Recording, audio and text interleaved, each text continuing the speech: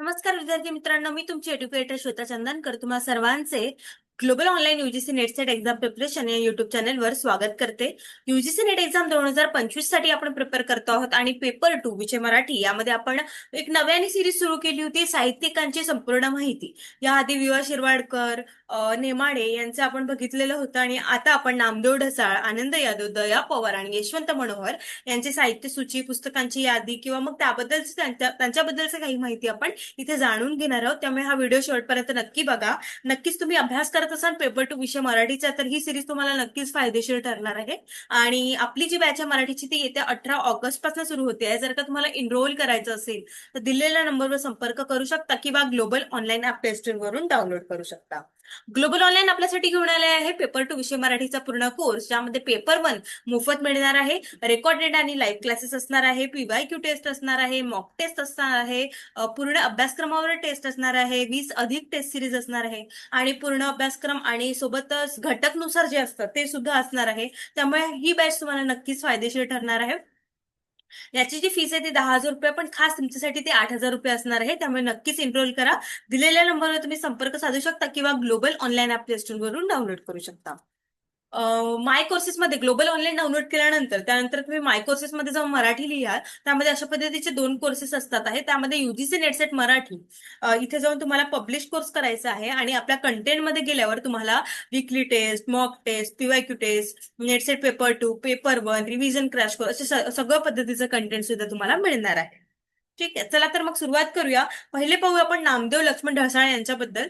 February 15 इसवी सन 1949 ते जानेवारी 15 2014 पर्यंत ते होते आणि हे मराठीतील कवी आहे, महत्वाचे कवी आहेत ढसाळ.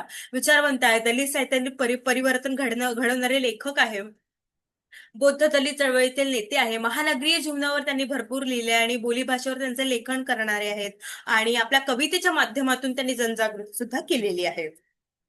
त्यांचे कविता संग्रह बघा कोणते आहेत. आमच्या इतिहासातील एक अपरिहार्य पात्र प्रियदर्शनी 1976 ला आलेला आहे. त्यानंतर खेळ नावाचा कविता संग्रह 1983, गोलपिठा आहे 1972, तुझे बोट धरून चाललो आहे मी, ठीक आहे, तुही इयत्ता कंची हे 1981 ला आपल्याला अभ्यासाला आहे सेटला नेटला. मी मारले सूर्याच्या रथाचे 7 घोडे, मूर्ख म्हाताऱ्याने डोंगर हलवले 1975 ला ते आलेलं आहे. या सत्तेत जीव रमत नाही 1995 ला त्यांनी लिहिलेलं आहे. मी भयंकराच्या दरवाजात उभा आहे निवडक कवितांचा संग्रह आहे. गांडू बगीचा, निर्वाणा अगोदराची पिढा हे काय कविता संग्रह आहेत. ठीक आहे, त्यानंतर त्यांनी चिंतनपर लेखन सुद्धा केलं आहे. सर्व काही समष्टीसाठी, बुद्ध धर्म काही शेष प्रश्न, आंबेडकरी चळवळ, आंधळे शतक, दलित पॅन्थर एक संघर्ष. ठीक आहे, अशा पद्धतीचे एक पुस्तक नामदेव ढसा यांच्या मृत्यूनंतर लिहिण्यात आलेलं होतं. त्यानंतर कादंबरी होती त्यांनी लिहिलेली निगेटिव्ह स्पेस, हाडकी हाड वळा, उजेळाची काळी दुनिया आणि नाटक त्यांनी एकच लिहिलेलं आहे अंधारी यात्रा. ठीक आहे, ते सगळं लक्षात ठेवा. त्यानंतर त्यांचा पुरस्कार आहे महाराष्ट्र राज्य पुरस्कार गोलपीठा, त्यांचं खूप महत्वाचं कविता संग्रह आहे, त्यांना भेटलेला आहे. सोव्हिएत लँड नेहरू पुरस्कार, महाराष्ट्र राज्य कवी केशव पुरस्कार सुद्धा आहे, पद्मश्री सुद्धा त्यांना मिळाला आहे. बहिणाबाई चौधरी पुरस्कार, पद्मश्री सहकार महश्री विखे पाटील साहित्य पुरस्कार, साहित्य अकादमी जीवन गौरव, गंगाधर गाडगीळ, डॉक्टर बाबासाहेब आंबेडकर स्मृती पुरस्कार आणि बुद्ध रोहिदास विचार गौरव सुद्धा. ठीक आहे, त्यानंतर आता आपण दया पवार, दगडू पवार यांच्याबद्दल पाहणार आहोत. 15 सप्टेंबर ते 1935 ते 1996 सप्टेंबर 20 मराठीतील महत्वाचे साहित्यिक आहेत आणि मराठी दलित साहित्यातील अग्रणी साहित्यिक म्हणून ओळखले जातात. दगडू पवार असं सुद्धा आहे त्यांचं नाव. अच्युत बलूत जे आहे त्यांचं बलूत आत्मकथन आहे महत्वाचं. ठीक आहे, त्यानंतर त्यांचा हिंदी अनुवाद आहे अछूत. कोंडवाडा कविता संग्रह खूप महत्वाचा आहे. चावडी आहे कथा संग्रह, जागल्या कथा संग्रह, धम्मपद कविता संग्रह, पाणी कुठवर आलं ग बाई हे वैचारिक आहे साहित्य. त्यानंतर पासंग हे कथा संग्रह आहे. बलुंत जेरी पिंटो यांनी इंग्रजी अनुवाद सुद्धा झालेला आहे, हिंदी अनुवाद सुद्धा झालेला आहे त्यांच्या. आणि 20 रुपये विटाळ हिंदी अनुवाद आहे, विटाळ वैचारिक आहे. ठीक आहे, त्यानंतर पद्मश्री मिळालाय त्यांना आणि बलूत या पुस्तकाला आत्मचरित्रात्मक जे आहे ते महाराष्ट्र सरकारचा उत्कृष्ट वाङ्मयांसाठी पुरस्कार 1979 ला मिळालेला आहे. ठीक आहे, सगळ्यांनी वाचा, बलूत खूप मस्त आहे ते आत्मचरित्रपद. ठीक आहे. त्यानंतर आपण आनंद यादव यांचे पाहणार आहोत. 30 नोव्हेंबर 1935 ते त्यांचा 27 नोव्हेंबर 2016 या पद्धतीचा कालखंड आहे. हे मराठी लेखक होते. काव्य, कथा, कादंबरी, समीक्षा, ललित अशा पद्धतीचे त्यांनी साहित्य प्रकार लिहिलेले आहे. ग्रामीण साहित्य संमेलन, समरसता साहित्य संमेलन आदी संमेलनाचे अध्यक्षपद त्यांनी भूषवलेले आहे. त्यानंतर त्यांचा काव्यसंग्रह आहे मळ्याची माती 1978, माय लेकरं दीर्घ कविता आहे ही 1981, हिरवे जग 1960. ठीक आहे. त्यानंतर कथासंग्रह आहेत त्यांच्या आदिताल, उखडलेली झाडे, खडाळ, झाडवाटा, घर जावई विनोदी आहे. डवरणी, भूमिकन्या, माळावरची मैना, शेवटची लढाई हे विनोदी कथासंग्रह आहे. ठीक आहे.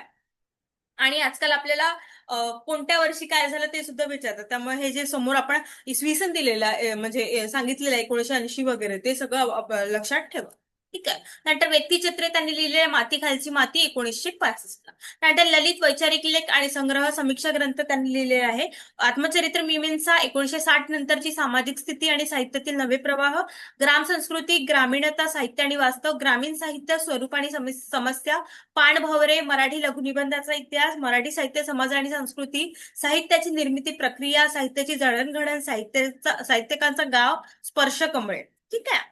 हे काय वैचारिक समीक्षा ग्रंथ आहे. त्यानंतर कादंबऱ्या आहेत त्यांच्या एकलकोंड 1980ला, कलेचे कातडे, गोतावळा ही महत्वाची कादंबरी आहे. ठीक आहे. त्यानंतर नटरंग हे सुद्धा महत्वाचे, याच्यावर चित्रपट सुद्धा निघालेला आहे.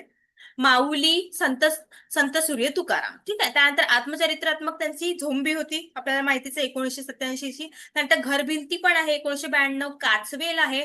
त्यानंतर आहे नागरणी 1990. आणि त्यानंतर आहे बालसाहित्य उगवती म्हणे आणि सैनिक हो तुमच्यासाठी. तर डॉक्टर यशवंत मनोहर यांचा जन्म 26 मार्च 1943 आणि हे हयातमध्ये आहेत. त्यांनी मराठी कवी आणि लेखक आणि साहित्य समीक्षक आहेत. त्यांचा कविता संग्रह आहे अग्नीचा आदिबंध, उत्फालन गुफा, काव्य भीमायन हे महत्वाचं आहे. उत्फालन गुफा, अग्नी परीक्षेचे वेळापत्रक, जीवनायान, तुरुंग तोडणाऱ्या उठवाची कविता, प्रतीक्षायान, बाबासाहेब, डॉक्टर बाबासाहेब आंबेडकर एक चिंतन काव्य, युग मुद्रा, मुद्रा युगांतर, स्वप्न साहित्य हे काय त्यांच्या कविता संग्रह आहेत. त्यानंतर वैचारिक निबंध लेखन त्यांनी लिहिलेलं आहे. अध्यापकांपुढील पुढील जळते प्रश्न, आजचे शिक्षक आणि अध्यापक, आपले महाकाव्यातील नायक, आपला क्रांतीचे शिल्पकार, डॉक्टर बाबासाहेब आंबेडकर एक शक्तिवेद, आंबेडकरवादी बौद्ध भिक्खू कसा असावा, आंबेडकरवादी विद्रोह निबंध, आंबेडकर संस्कृती, डॉक्टर आंबेडकरांचा बुद्ध कोणता, बुद्ध धर्म, मनुस्मृती का जाळली डॉक्टर आंबेडकरांनी, डॉक्टर आंबेडकरांनी विपश्यना का नाकारली, आंबेडकरी चळवळीतील अंतविरोध, उजेडाची 12 भाषणे, क्रांतिकारी पुनर्रचना, दलित साहित्य सिद्धांत आणि स्वरूप, बहुजन क्रांतीचे महानायक, बुद्ध आणि त्यांचा धम्म, मंडल आयोग, महाबुद्ध डॉक्टर आंबेडकर, मूल्यमंथन, रिपब्लिकन पक्ष, समाज परिवर्तनाची दिशा. ठीक आहे. त्यानंतर समीक्षा त्यांनी केलेले आहेत. प्रतिभावंत साहित्यिक आत्माराम कनिराम राठोड, निबंधकार डॉक्टर आंबेडकर, आंबेडकरवादी आस्वाद समीक्षा, आंबेडकरवादी मराठी साहित्य, आंबेडकरी चळवळ आणि साहित्य, दलित साहित्य चिंतन, दलित साहित्य सिद्धांत आणि स्वरूप, नवे साहित्यशास्त्र, परिवर्तनवादी जीवनमूल्य आणि बाळ सीताराम मठ. ठीक आहे. मराठी कविता आणि आधुनिकता, युग साक्ष साहित्य, आंबेडकरवादी महागीतकार, समाज आणि साहित्य समीक्षा, साहित्य संस्कृतीचे प्रकाशवाटा, साहित्याचे इहवादी सौंदर्यशास्त्र, स्वाद आणि चिकित्सा. ठीक आहे. प्रवास वर्णन त्यांनी लिहिलेलं आहे. स्मरणांची कारंजी कादंबरी आहे. रमाई, मी सावित्री, ज्योतिबा फुले, मी यशोधरा हे कादंबरी आहेत. त्यांना पत्रसंग्रह आहे. पत्र प्राजक्त आणि श्रद्धांजली पर लेखक आहे सातवा ऋतू अश्विनीच. ठीक आहे. त्यांच्यावरचे पुस्तक आहे डॉक्टर यशवंत मनोहर, नवनिर्माणाची कार्यशाळा, डॉक्टर यशवंत मनोहर एक प्रज्ञाशील प्रतिभा, डॉक्टर यशवंत मनोहर वेद एका युगसाक्षी प्रतिभेचा. प्रसिद्ध काव्यपंक्ती आहेत त्यांच्या की मी सुरुंगावरून चालून पाहिले, ज्वालामुखीवर मी फुलून पाहिले, मी पुन्हा पुन्हा जहर खाऊन पाहिले, मला नाकारणारे जगणे मी जगून पाहिले, मी जळत्या सूर्याशी उराशी कवटाळून पाहिले, मी सुखांना खूपदा दुखावून पाहिले, खूप जखमांनी घरटी बांधली माझ्यावर, खूपदा मी जगण्याशिवाय जगून पाहिले. खूप सुंदर अशा काव्यसंग्रह काव्य रचना आहेत त्यांच्या. त्यांना पुरस्कार भरपूर मिळाले आहे. समाजभूषण पुरस्कार आहे, सम्यक जीवन पुरस्कार आहे, मारवाडी फाउंडेशनचा पुरस्कार आहे, कवी केशवसूत पुरस्कार आहे. ठीक आहे. अशा पद्धतीने डॉक्टर यशवंत मनोहर यांचं साहित्य आहे. ठीक आहे. मला खात्री आहे तुम्हाला ही सिरीज आवडली असेल. यामध्ये आपण 4 साहित्यिक पाहिलेले आहेत. त्यांच्याबद्दलचे जे पुस्तक आहे त्यांचं साहित्य सगळं आपण पाहिलेलं आहे. आणि आपली जी बॅच आहे ती येत्या 18 ऑगस्ट पासून सुरू होते आहे. तर नक्कीच तुम्ही जॉईन करा. दिलेल्या नंबरवर संपर्क करू शकता किंवा ग्लोबल ऑनलाईन प्ले स्टोर वरून डाउनलोड करू शकता. थँक्यू.